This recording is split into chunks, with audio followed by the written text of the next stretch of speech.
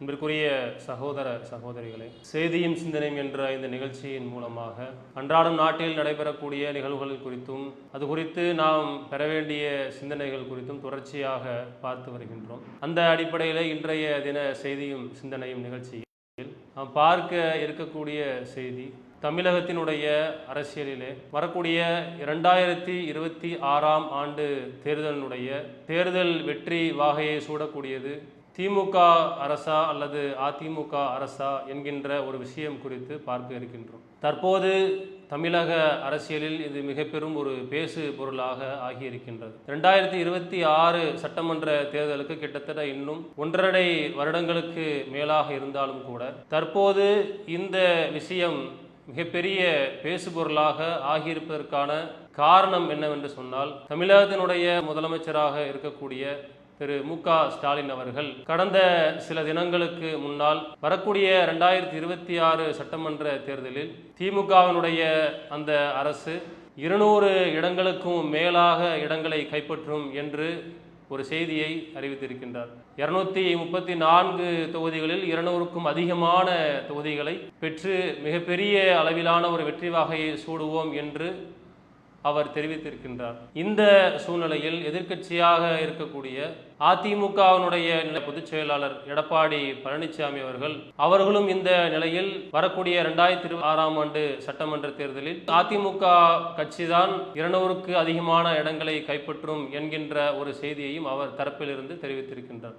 ஆனால் 200க்கு அதிகமான இடங்களை பெறக்கூடியது சாத்தியமா என்கின்ற விஷயம் குறித்து பார்க்கின்ற போது இதுவரையிலான தமிழக அரசியலிலேயே வெறும் 4 முறை மட்டும்தான் இந்த கட்சிகள் 200க்கு மேற்பட்ட இடங்களை பெற்று வெற்றியடைந்திருக்கின்றார்கள். திமுக அரசை எடுத்துக்கொண்டோம்னு சொன்னால் 1971 ஆண்டு முதலாக 205 சட்டமன்ற தொகுதிகளை கைப்பற்றி வெற்றி வாகை சூடியது.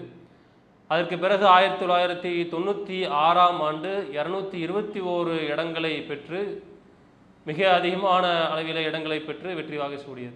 அதிமுகவினுடைய விஷயத்தை எடுத்துக்கிட்டோன்னு சொன்னால் அந்த கட்சி 1991 ஆண்டு நடந்த சட்டமன்ற தேர்தலில் 225 இடங்களை பெற்று வெற்றி வாகை சூடியது. அது மாதிரி 2011 ஆண்டு பார்த்தோம் அப்படின்னு சொன்னால் 203 இடங்களை பெற்று அந்த கட்சி வெற்றி பெற்றது. இப்படி 2 கட்சியிலுமே ஆளுக்கு 2 தடவை என்று மொத்தமே 4 முறை மட்டும்தான் இது மாதிரியான 200க்கும் மேற்பட்ட இடங்களை கைப்பற்றி வெற்றி அடைந்திருக்கக்கூடிய நிகழ்வுகளை பார்க்கிறோம். இந்த நிலையில் வரக்கூடிய 2026 ஆண்டு தேர்தலில் திமுக அரசோ அல்லது அதிமுக அரசோ 200க்கு மேற்பட்ட இடங்களை கைப்பற்றுவது சாத்தியமா என்கின்ற ஒரு விஷயம் இப்போது தமிழக அரசியலிலே மிகப்பெரிய அளவில் ஒரு பேசு பொருளாக ஆகியிருக்கின்றது. எந்த ஒரு சட்டமன்ற தேர்தலை எடுத்துக்கொண்டாலும் அல்லது நாடாளுமன்ற தேர்தலை எடுத்துக்கொண்டாலும் அதனுடைய ஒரு கட்சி அதில் தனிப்பெரும்பான்மையோடு அல்லது கூட்டணி கட்சிகளோடு சேர்ந்து வெற்றி அடையக்கூடிய சாத்திய கூறுகள் என்பது ஏராளமான விஷயங்கள் இருக்கின்றது. உதாரணமாக தற்போது ஆட்சியில் இருக்கக்கூடிய ஸ்டாலின் தலைமையிலான திமுக அரசினுடைய நிலை எடுத்துக்கிட்டோம் சொன்னால் 2019 நடந்த பொதுத் தேர்தல், 2021 பொதுத் தேர்தல், 2024 பொதுத் தேர்தல், இந்த 3 பொதுத் தேர்தல்களிலேயுமே அதிகமான வாக்கு வித்தியாசத்தில் வெற்றி பெற்றிருக்கக்கூடிய தொடர் வெற்றிகளாக இருக்கக்கூடியதை பார்க்குறோம். இந்த தேர்தல்களில் திமுகவினுடைய அந்த வாக்கு சதவீதத்தை பார்த்தோம் அப்படின்னு சொன்னால் எல்லாமே ஒரு 45-46% மேலாக வாக்குகளை பெற்று வெற்றி அடைந்திருக்கின்றது. இதே நிலையில் அதிமுகவினுடைய அந்த வாக்கு சதவீதத்தை பார்த்தோம் அப்படின்னு சொன்னால் கடந்த காலங்களோடு ஒப்பிடும்போது கடைசியாக நடந்த தேர்தல்களில் பார்த்தோம் அப்படின்னு சொன்னால் அதனுடைய வாக்கு சதவீதம் ரொம்ப ரொம்ப குறைவாக இருக்கிறத நாம் பார்க்க முடியும். இந்த 2019க்கு பிறகு நடந்த தேர்தல்களில் அதிகமாக தமிழக மக்கள் அதிமுகவை புறக்கணித்ததுக்கான காரணம் என்ன அப்படின்னு சொன்னால் அதனுடைய சிறுபான்மையினுடைய ஓட்டுக்கள் வெகுவாக குறைந்தது மட்டும்தான். இந்த 3 பொது தேர்தல்களில் திமுக அரசினுடைய வாக்கு சதவீதம் அதிகமாக கிடைத்ததுக்கான காரணங்களை அவர்கள் சொல்லும்போது என்ன சொல்கிறாங்க அப்படின்னு சொன்னால் அதனுடைய கூட்டணி பலம் ஒரு காரணமாக இருக்கின்றது. அது மட்டும் இல்லாமல் அந்த அரசின் மூலமாக இருக்கக்கூடிய அவருக்கு எதிராக இருக்கக்கூடிய எதிர்க்கட்சிகள் அங்கங்கே ஒரு ஒற்றுமை இல்லாமல் வந்து சிதறி கிடப்பதும் அதுக்கு வந்து ஒரு காரணமாக இருக்குது. அரசின் மூலமாக அறிவிக்கப்படக்கூடிய நலத்திட்டங்கள், மகளிருக்கு சாதகமாக அது மாதிரி வந்து நிறைய நலத்திட்டங்கள் வந்து திமுக அரசு வந்து அறிவிக்குது. இது மாதிரியான காரணங்கள் தான் வந்து அதனுடைய வாக்கு சதவீதம் வந்து அதிகரிப்பதற்கும் தொடர்ச்சியாக தேர்தல்களில் வெற்றி அடைகிறதுக்கும் அது காரணமாக இருக்குது என்று சொல்லக்கூடிய நேரத்தில் மறுக்க முடியாத மற்றொரு உண்மை என்ன அப்படின்னு சொன்னால், எந்த கட்சியாக இருந்தாலும் தேர்தலில் வெற்றி பெறுவதற்கான மிகப்பெரிய ஒரு காரணி என்ன அப்படின்னு சொன்னால், தமிழ்நாட்டில் இருக்கக்கூடிய சிறுபான்மையினுடைய ஓட்டுக்கள் கிடைக்கிறத பொறுத்து தான் அந்த கட்சியினுடைய வெற்றியை அடங்கியிருக்கு.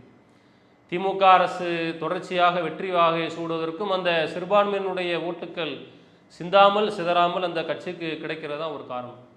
அதிமுக அரசை மக்கள் ஏன் புறக்கணிச்சாங்க அப்படின்னு சொன்னால், நாம் அனைவரும் அறிந்த ஒரு விஷயம்தான். கடந்த ஒன்றியத்தில் ஆளக்கூடிய பாசிச பாஜக அரசு கொண்டு வந்த அந்த சிஏஏ, என்ஆர்சி, என்பிஆர் போன்ற கருப்பு சட்டங்களை அவர்கள் நிறைவேற்றுவதற்கு எல்லா விதமான முயற்சிகளையும் கையில் எடுத்தார்கள். அந்த வாக்கெடுப்பின் போது இந்த அதிமுகவை சேர்ந்தவர்கள் அனைவரும் அதற்கு ஆதரவாக வாக்களித்தது இந்த சமூகத்திற்கு மிகப்பெரிய, சிறுபான்மையினருக்கு இழைத்த மிகப்பெரிய ஒரு அநீதி, மிகப்பெரிய ஒரு துரோகத்தை அவர்கள் இழைத்து விட்டார்கள் என்பதை உணர்ந்து அதிமுக அரசை வந்து தொடர்ச்சியாக புறந்தள்ளியதை இந்த நாட்டில் உள்ள மக்கள் யாரும் மறக்கவும் முடியாது, மறுக்கவும் முடியாது. அப்படி இருக்கக்கூடிய சூழ்நிலையில் அதற்கு பிறகு இப்போது அதிமுகவினுடைய நிலைமை என்னவா இருக்கு அப்படின்னு சொன்னால், பாஜக கூட்டணியிலிருந்து விலகி வந்து நாங்கள் மிகப்பெரிய ஒரு தவறை வந்து இழைத்து விட்டோம். இதே ஒரு ஸ்டேட்மெண்ட்டை தான் கடந்த காலங்களில் கட்சியினுடைய முன்னாள் பொதுச் செயலராக இருந்த முன்னாள் மறைந்த முதலமைச்சர் செல்வி ஜெயலலிதா அவர்கள் வந்து மிகப்பெரிய மக்கள் முன்னாடி மன்னிப்பே கேட்டாங்க.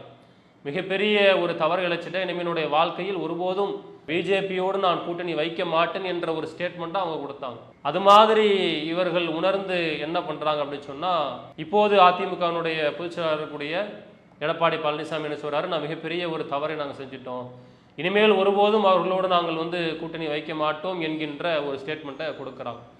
இப்படி இருக்கக்கூடிய நிலையில் வரக்கூடிய 2026ஆம் ஆண்டு நடைபெறக்கூடிய அந்த தேர்தலில் சிறுபான்மையினுடைய ஓட்டுக்கள் யாருக்கு சாதகமாக இருக்கும் என்ற மிகப்பெரிய ஒரு கேள்வி இருக்கக்கூடிய சூழ்நிலையில் நாம் இதன் மூலமாக தெரிவிக்கக்கூடிய ஒரு செய்தி என்னன்னு சொன்னால், சிறுபான்மையினருடைய மக்கள், அது முஸ்லிம்களாக இருந்தாலும் சரி, கிறிஸ்தவர்களாக இருந்தாலும் சரி, மற்ற இன்ன பிற சமூகத்தவர்களாக இருந்தாலும் சரி, அவர்களுடைய வாழ்க்கையினுடைய அந்த வாழ்வாதாரம் என்பது மிகப்பெரிய ஒரு பின்னடைவில் இருக்கின்றது. அவர்களுடைய வாழ்வாதாரம் வந்து முன்னிலைமைக்கு வர வேண்டும், அந்த சமூகம் முன்னெடுக்கக்கூடிய செயல்பாடுகள், சமூகத்தினுடைய ஒரு முன்னேற்றம் இருக்க வேண்டும் என்று சொன்னால், அந்த சமூக முன்னேற்றத்திற்காக எடுக்கப்படக்கூடிய அந்த செயல்பாடுகளில் இந்த சிறுபான்மை சமூகம் ரொம்ப ரொம்ப கவனமாக இருக்கும். உதாரணமாக நம்ம எடுத்துக்கிட்டோம் அப்படின்னு சொன்னால், இந்த பின்தங்கிய வகுப்பினர் மேலே வருவதற்காக கொடுக்கப்படக்கூடிய அந்த இடஒதுக்கீடு என்ற விஷயத்தை எடுத்துக்கிட்டோம் அப்படின்னு சொன்னால், தொடர்ச்சியாக மிகப்பெரிய ஒரு அநீதி இழைக்கப்படுறதை பார்க்குறோம். 2007ஆம் ஆண்டு செப்டம்பர் மாதம் பலகட்ட போராட்டங்கள், அதற்கு முன்னாடி வந்து பிற்படுத்தப்பட்டவருக்கான அந்த இடஒதுக்கீடு என்பது சிறுபான்மை சமூகத்திற்கு மிகப்பெரும் ஒரு எட்டாக்கனியாகத்தான் இருந்துச்சு. பலகட்ட போராட்டங்கள், நம்முடைய தவ்ஹீத் ஜமாத்தின் சார்பாக கூட பல கட்டங்களாக சிறை நிரப்பும் போராட்டம் என்று சொல்லி அது மாதிரி மக்கள் எழுச்சி போராட்டங்களை நடத்தியதனுடைய விளைவாக அரசு வந்து செவிசாய்த்து அந்த மக்களினுடைய அந்த எழுச்சியை பார்த்து 2007 செப்டம்பர் மாதம் பிற்படுத்தப்பட்டோருக்கான அந்த 30% இடஒதுக்கீட்டை வந்து பிரித்து என்ன பண்ணுறாங்கன்னு சொன்னால், உள் இடஒதுக்கீடாக முஸ்லிம்களுக்கு 3.5%, கிறிஸ்தவர்களுக்கு 3.5% கொடுத்ததை நாம் அறிஞ்சிருப்போம். இந்த 3.5% இடஒதுக்கீடு என்பது முஸ்லிம் சமூகத்திற்கு, அது மாதிரி இன்ன பிற பிற்படுத்தப்பட்ட மக்களுக்கு வந்து மிகப்பெரிய ஒரு நற்செய்தியாக இருந்தது. பல்வேறு கல்வி நிறுவனங்களில் உள்ளே போவது கூட மிகப்பெரிய ஒரு கஷ்டமாக இருந்த சூழ்நிலையில், பல வேலை வாய்ப்புகளில் முஸ்லீம் சமூகமும் இன்ன பிற பிற்படுத்தப்பட்டவர்களும் உள்ளே நுழைவதற்கு மிகப்பெரிய ஒரு சவாலாக இருந்த சூழ்நிலையில் இந்த 3.5% இடஒதுக்கீடு என்பது முஸ்லீம் சமூகத்திற்கு மிகப்பெரிய ஒரு மகிழ்ச்சியான ஒரு செய்தியாக இருந்தது. ஆனால் இந்த 3.5% இடஒதுக்கீடு கொடுக்கப்பட்டு கிட்டத்தட்ட 15 ஆண்டுகளுக்கு மேல் ஆனாலும் கூட இது நடைமுறைப்படுத்துவதில் மிகப்பெரிய ஒரு நடைமுறை சிக்கல் இருக்கின்றது என்பதை உணர்ந்து அரசினுடைய கவனத்திற்கு நாம் பல தடவை இந்த சமூகத்தின் மூலமாக தொடர்ச்சியாக நாம் எடுத்துக்கொண்டு சென்று கொண்டே இருக்கின்றோம். உதாரணமாக இந்த 3.5% இடஒதுக்கீடு கொடுக்கப்படக்கூடிய சூழ்நிலையில் 100 இடம் இருக்குது அப்படின்னு சொன்னால் அதில் 3.5% இடம் வந்து முஸ்லீம்களுக்கு ஒதுக்கப்படணும். 100 பேர் உள்ளே போகிறான் அப்படின்னு சொன்னால் அதில் வந்து ஒரு 3.5 பேருக்கு உள்ள இடம் வந்து முஸ்லீம்களுக்கு கொடுக்கப்படணும். அப்படி இருக்கக்கூடிய சூழ்நிலையில் வந்து 3.5 என்பது நடைமுறை சாத்தியம் இல்லாமல் இருக்கும்போது நீதிமன்றங்களுடைய பரிந்துரை என்னவா இருக்கும் அப்படின்னு சொன்னால் கேரி ஃபார்வர்டு முறையில் அதை நீங்கள் பயன்படுத்தலாம்.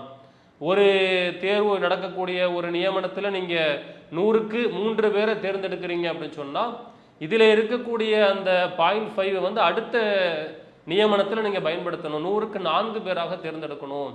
அது மாதிரியான முறையில் நீங்கள் தேர்ந்தெடுக்கணும் என்ற ஒரு பரிந்துரை இருந்தாலும் கூட இது சாத்தியப்படுத்தப்படுகின்றதா? பல கல்வி நிறுவனங்களிலும் பல வேலை வாய்ப்புகளிலும் இந்த 3.5% உள் இடஒதுக்கீடு வந்து சரியாக நடைமுறைப்படுத்தப்படுகின்றதா என்பது முஸ்லிம்களுக்கு தெரியாமல் இருக்கின்றது. அதற்காக நீங்கள் என்ன பண்ணணும் சொன்னால் ஒரு வெள்ளை அறிக்கையை நீங்கள் வெளியிட வேண்டும் என்று தொடர்ச்சியாக ஆளக்கூடிய இந்த திமுக அரசாங்கத்திடம் நம்ம தொடர்ச்சியாக கோரிக்கை வைத்து கொண்டே இருக்கின்றோம். ஆனால் தொடர்ச்சியாக அது திமுக அரசால் செவிசாய்க்கப்படாமலே காலம் கடத்தப்படுகின்றது.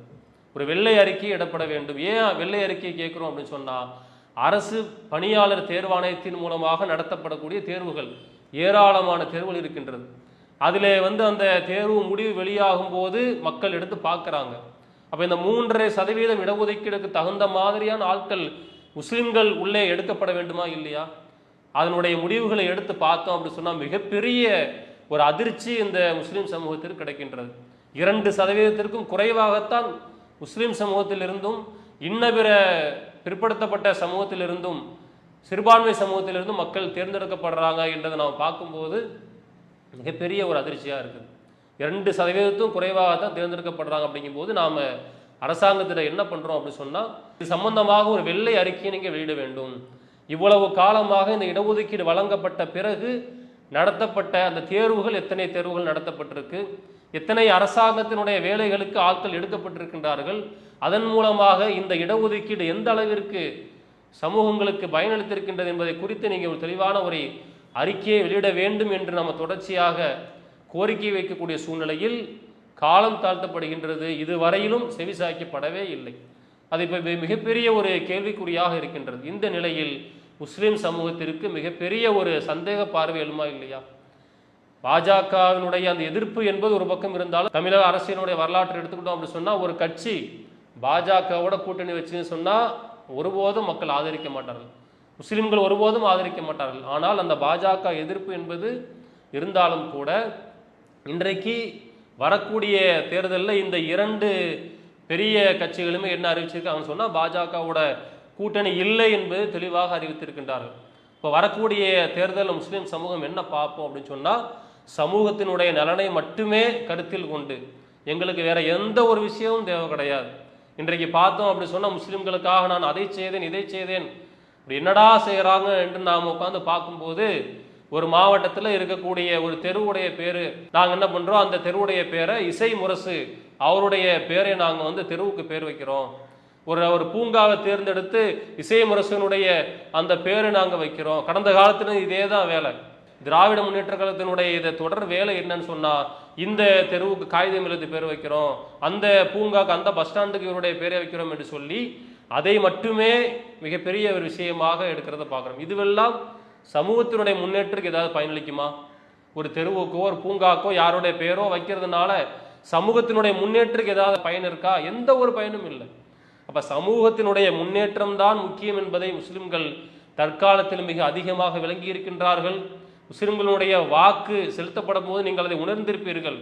முஸ்லிம்களுக்கு சிறுபான்மையினுடைய நலனை நாம் கருத்தில் கொண்டிருந்தோம் சொன்னால் அந்த ஓட்டு என்பது அந்த முஸ்லிம்களுடைய வாக்கு வங்கி என்பது சிந்தாமல் சிதறாமல் அந்த கட்சிக்கு செலுத்தப்படும். அப்போ நீங்கள் வரக்கூடிய சட்டமன்ற தேர்தலில் மிகப்பெரிய ஒரு வெற்றி எதிர்பார்க்குறீங்க அப்படின்னு சொன்னால் அதற்கு சிறுபான்மையினுடைய ஓட்டுக்கள் தான் உங்களுக்கு நிச்சயமாக பயனளிக்கும் என்பதை நீங்கள் உணர்ந்திருப்பீர்கள். முஸ்லிம் சமூகத்தின் சார்பாக நாங்கள் வைக்கக்கூடிய ஒரு கோரிக்கை என்னவென்று சொன்னால் இந்த 3.5% இடஒதுக்கீடு என்பது அதிகப்படுத்த வேண்டும். 7% மேலாக அதிகப்படுத்த வேண்டும் என்ற கோரிக்கையை நாம் தொடர்ச்சியாக நாம் வைத்துக்கொண்டே வருகின்றோம். அது மட்டுமல்லாமல் இந்த இப்போது இருக்கக்கூடிய இந்த சதவீதத்தின் அடிப்படையில் எத்தனை தேர்வுகள் நடத்தப்பட்டிருக்கிறது, எத்தனை பேர் அரசாங்கத்தினுடைய அந்த வேலைகளில் நியமிக்கப்பட்டிருக்கின்றார்கள் என்ற ஒரு வெள்ளை அறிக்கையை நீங்கள் தெளிவாக வெளியிட வேண்டும். அந்த ஒரு வெளியீட்டின் மூலமாக முஸ்லிம்களுடைய சிறுபான்மை மக்களுடைய நலனை காக்கக்கூடிய அரசாக எந்த அரசு இருக்குமோ அதற்குத்தான் சிறுபான்மை மக்கள் வரக்கூடிய 2026 தேர்தலில் தங்களுடைய வாக்குகளை செலுத்துவார்கள் என்பதை இந்த நிகழ்ச்சியின் மூலமாக சொல்லிக்கொண்டு முடித்துக் கொள்கிறோம். நம் அனைவரின் மீதும் அந்த ஏக இறைவனுடைய சாந்தியும் சமாதானமும் என்றென்றும் நின்று நிலவட்டுமாக. அஸ்ஸலாமு அலைக்கும் வரஹ்மத்துல்லாஹி வபரகாத்துஹு. இஸ்லாம் மற்றும் சமுதாய செய்திகளை அறிந்து கொள்ள தமிழ்நாடு தௌஹீத் ஜமாஅத் யூடியூப் பக்கத்தை உடனடியாக சப்ஸ்கிரைப் செய்து கொள்ளுங்கள். மேலும் பெல் பட்டனையும் கிளிக் செய்து கொள்ளுங்கள்.